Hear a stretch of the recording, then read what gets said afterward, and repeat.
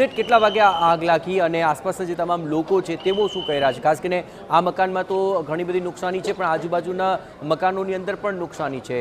લોકો આ નુકસાનીને લઈને શું કહી રહ્યા છે, લોકો પાસેથી પણ એ તમામ બાબતો જાણવાનો પ્રયત્ન કરો. નરેન્દ્ર,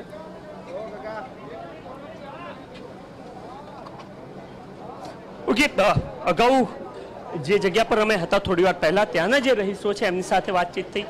તેઓ સ્પષ્ટ કહી રહ્યા છે કે આજુબાજુના ઘર સુધી અહીંયા નુકસાન થયું છે અને એનાથી ને વિશેષ વાત એ છે કે એ નુકસાની છે એ નાની અમથી છે. અત્યારે હાલ નાનું અમથું જણાઈ રહ્યું છે, પરંતુ સૌથી મહત્વની વાત એ કે જો એ તમામ જે વસ્તુઓ છે એ બ્લાસ્ટ થઈ હોત તો શું થઈ શકતું હોત, અને એના જ કારણે તમામ પ્રશ્નો થતા. ફાયર ઓફિસર છે, પહેલા આપણે એમની સાથે વાતચીત કરીશું. સર, કેટલી જ્વલનશીલ આ વસ્તુઓ હતી અને રાતમાં તમામ વસ્તુઓ જો તૂટે તો કેટલું નુકસાન થઈ શકે? તમે જોઈ શકો છો કે આની અંદર જે બધા જે કમ્પ્રેસર ભરેલા પેલા ઓલા હતા એ જે બધા ફાટેલા એના હિસાબે ધાબોના બધાના પ્લાસ્ટરને એ જે બધું રહ્યું ઉખડી ગયું છે. હાલ અત્યારે ઠંડુ કરવાની કામગીરી ચાલી છે. આગ પૂરેપૂરી કંટ્રોલમાં છે. આવી વસ્તુઓ રાખી શકાય ખરી ઘરમાં? જાનહાની નહીં, જે માણસોને ઈજા થઈ છે એને લઈ ગયા છે. એક કે બે માણસો હતા એમને ઈજા થઈ ગઈ છે અને એમ્બ્યુલન્સ મારફતે આપણે મોકલી. મકાનમાં ગેરકાયદેસર ગોડાઉન બનાવ્યું હતું, કેટલું યોગ્ય છે? કોઈ મંજૂરી કે લીધી હતી ગોડાઉન માટે? આ બાબતની બધી હવે તપાસ થશે, કારણ કે રહેણાંક વિસ્તારમાં આ રીતનું છે તો એ બાબતની બધી તપાસ થશે.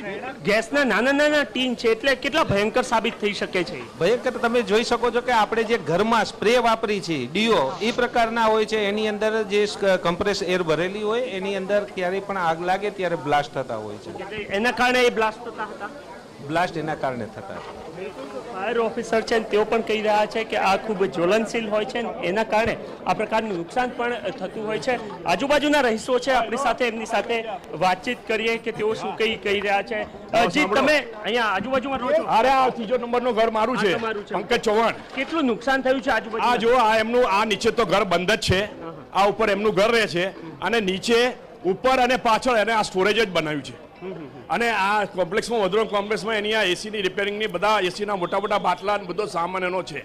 બરાબર, અહીંયા આપણે વિરોધ કરેલો જ હતો, પણ સોસાયટીના ચેરમેને એને આ યોગ્ય અને કમિટી યોગ્ય પગલાં લઈને બધું કરાવવું જોઈએ.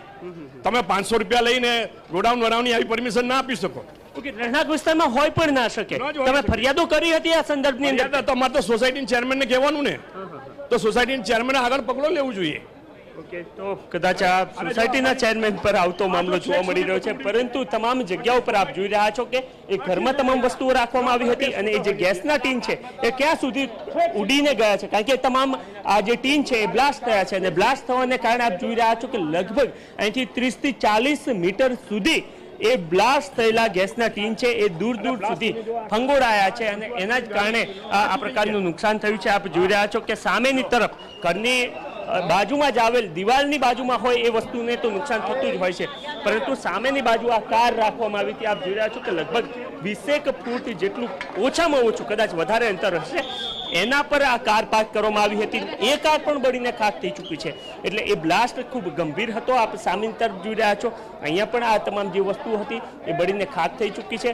ઘરના બાજુનું ઘર અહીંયા આવેલું છે એના કાચ તૂટી ગયા છે, કારણ કે એ એટલો જોરથી બ્લાસ્ટ હતો અને એમના ઘરના જે તમામ વસ્તુઓ છે એ પણ તૂટી છે. આપણી સાથે સ્થાનિકો છે, એમની સાથે આ કેવી રીતના તૂટ્યું છે? અહીંયા ગરમીથી, આગની ગરમીથી તૂટ્યું છે.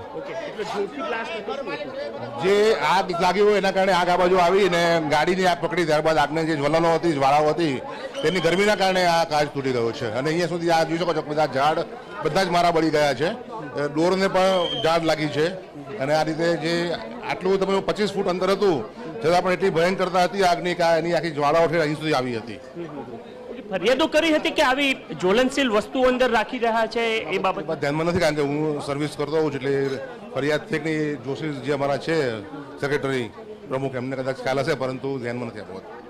તો કદાચ આ સંદર્ભની અંદર કેટલીક ફરિયાદો પણ થઈ હોવાની વાત કરવામાં આવે છે, પરંતુ એની સામેનું ઘર આવેલું છે. આપ જોઈ રહ્યા છો કે લગભગ 20 થી 25 ફૂટનું અંતર છે અને અહીંયા પણ એ ઘરના કાચ ગરમીના કારણે પીગળીને તૂટી ચૂક્યા છે. આપ જોઈ રહ્યા છો કે ઉપર આપને જોવા મળી રહ્યું છે સતત ગરમી કાચ પર પડતી હોય છે ત્યારે આ પ્રકારની અસર થતી હોય છે અને આપ આ